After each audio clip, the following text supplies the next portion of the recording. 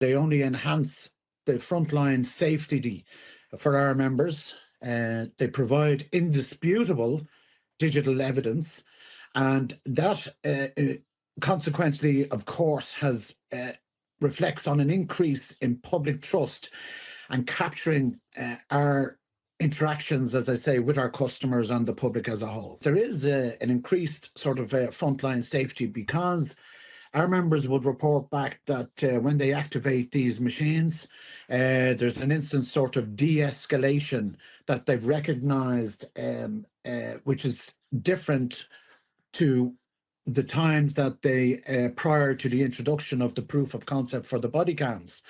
Now, so the camera goes on and people wind their necks in.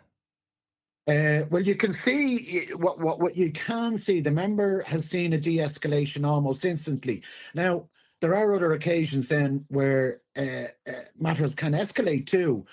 And what the camera then does, it captures the exact temperature of the event that the member is then dealing with. So when the evidence collector, which is the investigator or the guard, collects the evidence, and what we're specifically referring to there now is the biometric data.